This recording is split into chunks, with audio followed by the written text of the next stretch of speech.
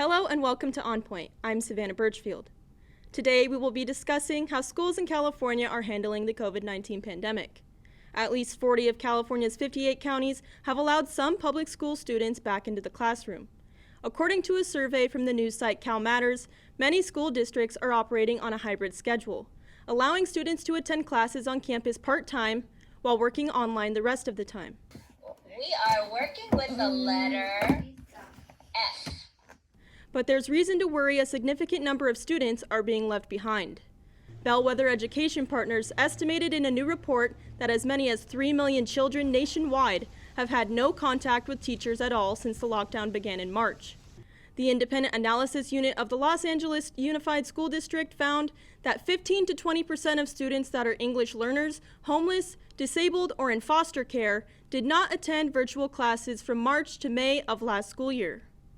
Students are not the only ones struggling with an online format. Parents are struggling a lot. Some don't speak English, so they want me to translate all of the work, and I can't do that because it's just, I have so many other things to do. Some parents don't know how to do some of this work or help their kids, so it's just, they're struggling a lot. On Point's Amanda Alvarado has more. Thank you, Savannah. Our guest for today's show is Lawrence M. King, who is the superintendent for Acton Agua Dulce Unified School District, and Juana Maria Valdivia, who serves as the board chair for Puck School's Board of Trustees and Director of Student Outreach and Recruitment at CSUN. Thank you both for joining us today. So I'd like to first get started by asking you both, how has the pandemic changed your school? We'll start with Juana. So I think during this whole pandemic, it was completely a shift, I think, for all of us. The society at whole, but I want to say in terms of our schools, definitely it was I think it was a reality for us to recognize that although we knew, I think we recognized that a lot of our students lack access to technology, which is something that is so necessary if you're going to be teaching remotely. And so for us, we definitely learned that, but I think the beauty about our charter schools is that we were able to quickly facilitate the technology that our students needed. But also, I know that we have a unique population, which is our students with special needs. And so even for that population, being able to provide more of that one-on-one, support, even though we were remotely challenged, but we were able to do that. So we've learned a lot of new things with this pandemic. And I think it brought us to where we're at today as we started the fall semester, to be a little more structured, and also the opportunity to provide more support to our students, engage more with the families through virtual meetings that really allowed that connection, and also the support to our communities to ensure that we know that this pandemic is not only affecting in an educational way, but also in the sense of our mental health. And so that's one of the beauties that our schools was able to also integrate that support, not only through at the end of the spring semester, but through the summer and the fall. I think on March 13th, on or about March 13th, our worlds were really turned upside down. And to Ms. Valdivia's point, really, we had to think about how to deliver instruction in a new and different way. It really challenged all of us. And so, every situation is laid with opportunities. So there were opportunities here to think about how can we meet our students' needs in a way that is meaningful and engaging. And so as I look back at that time, I really compliment our administrators, our teachers, our classified staff for pulling together and really putting together some technology, a variety of instructional delivery methods for students and families going back to the start of all of this. And that became the beginning and sort of the theme to this constant ability to be flexible, to adapt to the environment, and to keep our students safe. And that's been the landscape for the past 6 months. And the key to it's really been technology. You have to make sure that your students have accessibility, through hotspots and Wi-Fi, and that was one of the first things that we ensured. You have to make sure certainly that safety is the number one priority and wellness. And so again, to Ms. Valdivia's point, making sure that you put some scaffolding in place to ensure that there's a place to go for students who do feel, lonely or need more assistance, need more support. And again, that's kind of been our running theme all along, with continued professional development for our teachers, who have just really stepped up to learn all sorts of different software in a way that was unexpected and turned all of our worlds upside down, as I said. Into my next question, it's for both of you as well, if you would like to answer. What consequences or what are the risks of schools opening sooner rather than later? I think our LA County, for our schools, we are located in the LA County. And so I think it's important for us to, one, science is going to lead. I mean, as much as we would like our families, our students to be supported even more in the classroom with face-to-face instruction, I think for us, it's important to make sure that their safety is first. And I think for our schools, there's a very large percentage of our families are going to be first gen students going to college. We have families where their socioeconomic level is a challenge every day. And so for us, it's important to also make sure that their students and the parents are safe. And of course, our staff is important also to be safe. I mean, I think right now, whatever the county dictates is kind of how we're moving. As a charter organization, we also, our charter petition is LAUSD. So we kind of buy to what LAUSD, how they're leading, and then we try to follow in that direction. I'll piggyback. I'll just continue to piggyback off. You go first and lead the way. So, it's easy to kind of stem off of some of the points that you brought up. We're also LA County. And so the industry standard guidelines for under public health have been very clear. And so we have weekly calls since the start of this, going back again to March. At the outset, we've had weekly calls with the Los Angeles County Office of Education, who's been really very helpful in disseminating information in a way that's clear and provides guidance to school districts. But then in the last couple months, they've made a additional effort to include Los Angeles County Department of Public Health in our weekly phone calls. And they've been tremendously helpful. So there's 80 superintendents in LA County roughly. And we get those clarifications of the guidelines from Dr. Farrar and Dr. Eduardo, which is again very helpful. So the way we've handled it is we're moving, methodically and within the guidelines. And again, to Ms. Valdivia's point, safety has to be the first priority. So we want to open up in a way that ensures safety for, again, not just students, but also parents, visitors. You have contractors coming on campus, and then you have staff. It's really important that you have, custodians cleaning those classrooms every day, and that you take good care of your custodians, take good care of your food service workers, take good care of your teachers and your administrators, because they're on the front lines. So we've worked very closely with our Teachers Association, our California School Employees Association, our parent groups, to make sure that we're opening in a safe manner, and again, within the guidelines that have been implemented by the County Department of Public Health. My next question for both of you as well. What are some examples of educational inequities that you guys are noticing or you guys are seeing that some students may be facing during the pandemic? I think I noted earlier, I think for us, as I mentioned earlier, for our schools, we have a high population of low-income families. And so we already know that this pandemic has really highlighted the inequities that are in our system in our entire nation.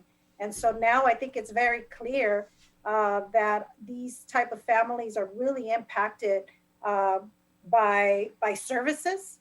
And I think I'll start from there. Just the services alone tells you enough of what are some of the inequities that already have been in existence among families.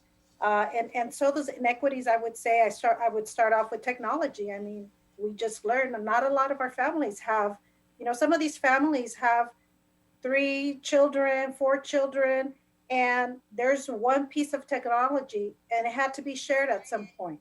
And so this is where the schools came in and say, wow, if we really want to continue to provide excellent education, then we need to provide the technology in order for these families to thrive. And also hotspots, because that was one of the challenges. Some of these families didn't have access to internet.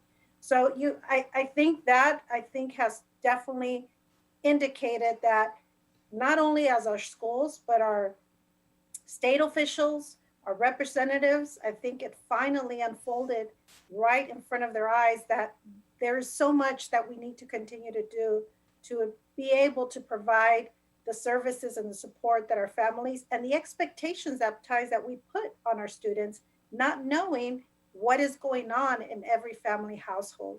So I think that's something that has been very eye-opening to us already. Just technology would be number one. Of course, there's more, but I think that would be one that I would point out. Okay. Mr. Key? I agree. I agree with all of those points, absolutely. And, Acton Agua Dulce is in North County, LA. So we sit in between Antelope Valley, which has cities like Palmdale, Lancaster, and Santa Clarita Valley, where you have Valencia, Magic Mountain, right? Mm-hmm. And so we sit in the middle of those two big valleys, and we're rural. So there's no traffic lights here. It's not unusual to see our students on horseback on the weekend or after school. Lots of folks using quads, motorcycles, camping. So it's a very agricultural kind of area. And so that, in addition to the points that Ms. Valdivia brought up, economics, that's the same. We have issues with those with some of our families. Certainly we have English language learners here. And then in addition to that, being a rural area, we found out early on that accessibility was going to be tough. So if you have 2 or 3 students in the home with weak access to the internet or no access, we had to address that. And we talked about a couple different things. We even talked about making a bus, one of our school buses, a mobile hotspot, but we ended up making our school sites, increased bandwidth and increased accessibility for parents and for families. And then again, just like Ms. Valdivia spoke to, we had the hotspots that we gave out. And we also worked with, I believe it was Sprint, to provide a either free or reduced cost for accessibility as well. And so the other thing that came to mind when I think of inequities is if you're in a household with 2 working parents, what does that look like for education at home now?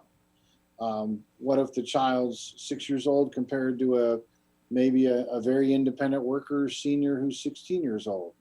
That second one, maybe they don't need anybody at home. They don't need the support, but another high school student does, and certainly most often that 6-year-old does. What if the parents have a challenge providing that support because due to the pandemic, they're worried about putting food on the table? So there's all sorts of different challenges that we found out people are facing. And again, I just commend our teachers for doing a tremendous job putting in the hours they are, whatever, kind of whatever it takes to help our students be successful. Not only are kids struggling with online learning, but parents are too. Portia Chambers, a mom and college student, shares her experience. I think myself and other parents can probably relate when I say this, that we have a whole different level of respect for the teachers, because to have to do this like one-on-one with your child is just like, wow. And then there are parents that have multiple children and you're having to do this with each one of your children. It's a lot of work. So the virtual experience has been very different. But I do feel like even though she's not getting the interaction with the teacher and the student like in person, she's doing very good on the academic side. I would like to ask you guys both, how are you guys seeing students engage in this online environment?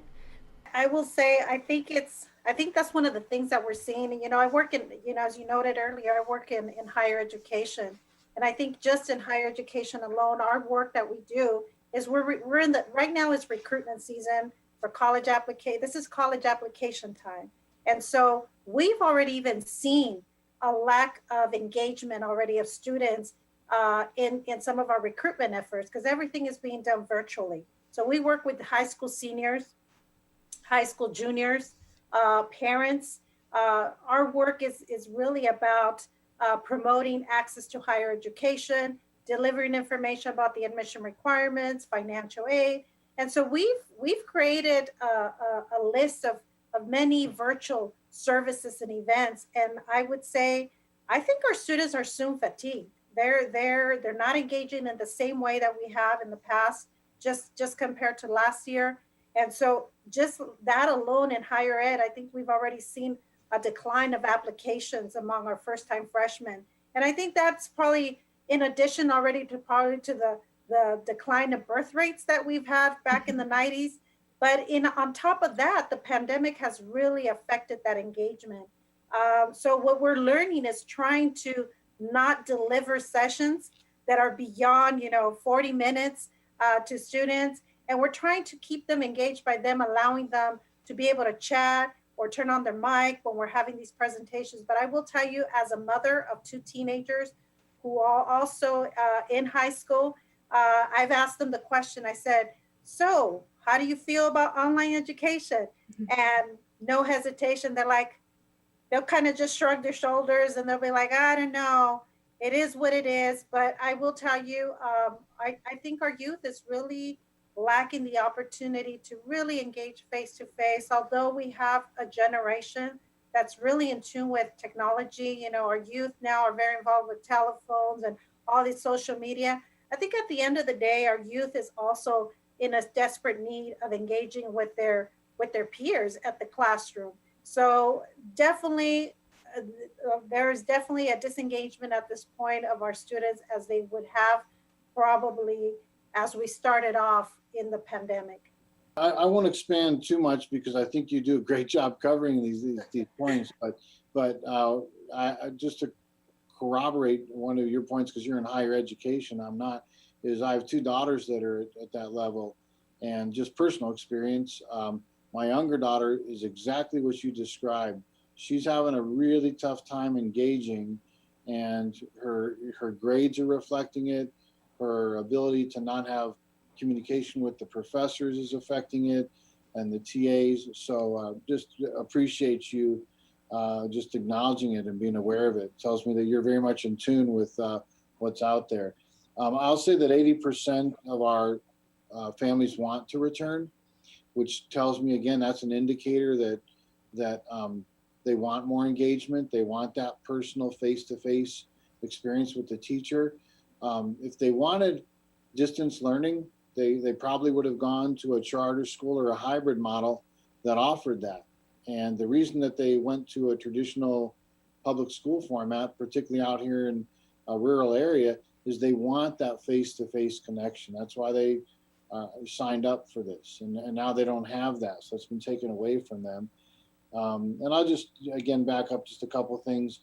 Similarly, we do brain breaks. So our teachers will take a brain break with the kids, especially little ones. We talked about 40 minutes, but, little ones, it's really tough for them to go any length of time with just sitting at a computer. And I do see the fatigue. And I ask, every time I drop into a classroom, I'll ask students, give me a thumbs up. You love learning this way. There's a few thumbs that go up, but not that many. How many of you want to return to the way we used to go to school? 75, 80% of the thumbs go up. So just another indicator. And yeah. I know you guys are mentioning and talking about Zoom fatigue, long hours behind a screen. So what ways or what ideas do you guys suggest that administrators should think of to help students stay engaged? That's a tough question, because I think even I, as an adult, I'm having a difficult time to stay engaged in my back-to-back meetings, because I'm working remotely. And it's tough. I think we've, for our students, in a way to stay more engaged, I would say, incorporate some mindfulness maybe in some of their sessions.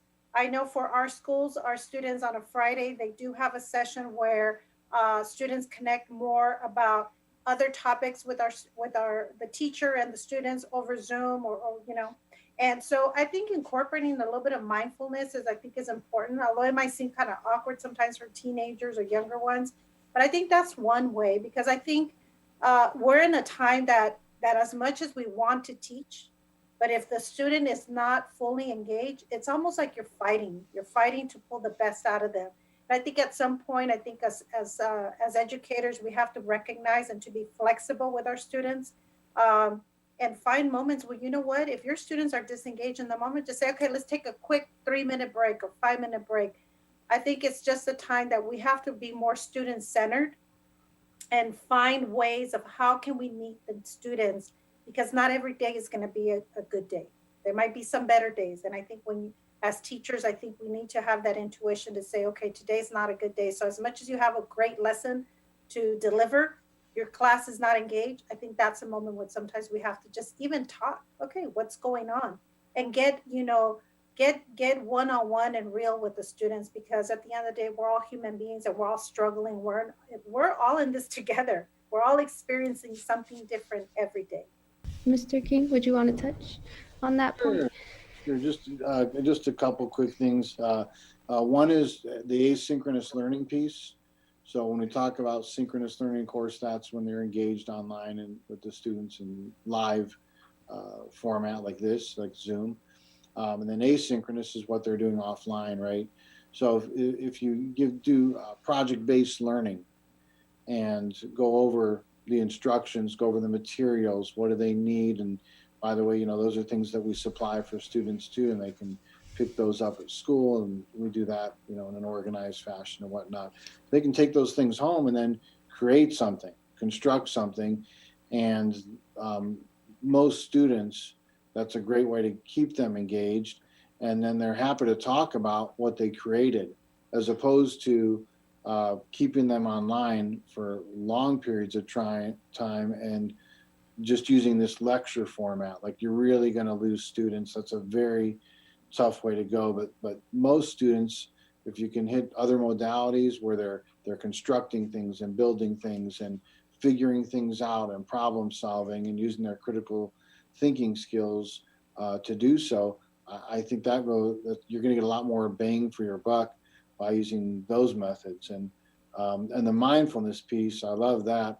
That's been a big focus of ours under, you know, our kind of wellness theme, is taking care of each other. And I think, you know, you can do it at all ages. It looks a little bit different with some of our little ones than at the higher education level, but we do the same practices here. So appreciate that comment as well. So my next question will be directed to Ms. Valdivia. So as a board chair for Puck Schools, and like you mentioned, you have 2 daughters in the schooling system, what are your concerns that you have with the reopenings of schools and sending your daughters back to school? I think, as speaking as a mother and as a board member, I think as a board member, my job is to really think about the security and the safety of our students first and our staff. So that's important. I think as a parent, you know, having my daughters going back to school, I think I'm a little more hesitant, as though I know there's a lot of parents, we see it in the news that, you know, socializing is so important. It's so key in the development of our students, our young people, and even our teenagers. I think at the end of the day, we need to be safe. We really need to be safe. And I think for me, I think I probably speak from a place because I'm able to work remotely from home, so I'm not challenged. But I do understand that there's families that don't have that childcare, they don't have that support, and they might not be able to navigate as easily the education, the technology. But I think that what I would probably say in terms of as a parent, I think I would rather keep my daughters at home until we know it's safe. I think the human in us and the desire to socialize and interact face to face, and we all know that learning is better face to face. I think that for me, it's important. Safety is first. Mr. King, I noticed that your wife as well is an educator. I think I did my research. She was a math and science teacher, if I'm not mistaken. But I did want to ask you, how do you feel about her going back to school? Would you feel confident in, or be okay with sending your wife back to school? Yeah, that's a great question. And it personalizes it, right? Because it's real easy maybe to send, staff that you're not related to, okay, let's go back. But when it's your own, does it change anything? So I'd say no, with the caveat, as long as her school district is doing a good job implementing the industry standard guidelines. Are they, doing the self-checking at home, sneezing, runny nose, temperature, and then I go to school, and do they have another check at school just to, temperature check, making sure everybody's healthy walking in the door. And then once she's in, do they have, markings on the floor for social distancing? Do they have plexiglass up? Do they have, and do they have the protocols in place to ensure as much as possible everybody's health and safety? And if they're doing all those pieces and have limited class sizes, again, to ensure the social distancing, everybody's wearing a mask, and those doing all those practices that we know from science, again, I know that was brought up earlier, thank you, then I'm comfortable with my wife returning. And I do believe her district is implementing those all things in accordance with the guidelines. Unfortunately, that's all we have time for today. I want to thank you guys for joining me today to have this discussion. Enjoy the rest of your day. Thank you. Thank you, Veda. Thank you for the invitation. Take care, everybody. Thank you. Likewise. Bye-bye. Bye-bye. I came to CSUN to learn. I came to CSUN to grow. I came to CSUN to prepare. I learned to ask, to analyze, to communicate. I grew as a writer, a thinker, a citizen. I left CSUN prepared to participate, prepared to contribute, prepared to lead. Aloha, I'm Linda Lingle, and I'm a matador. Play Eric Amarola's Race Day Mix.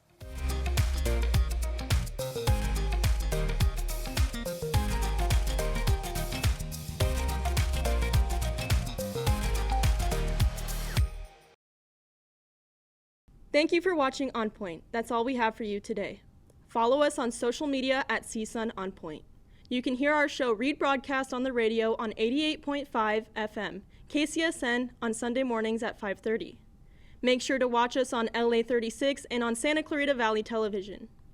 To get more information about our show, go to CSUNTVnews.com. I'm Savannah Birchfield. Thanks for watching.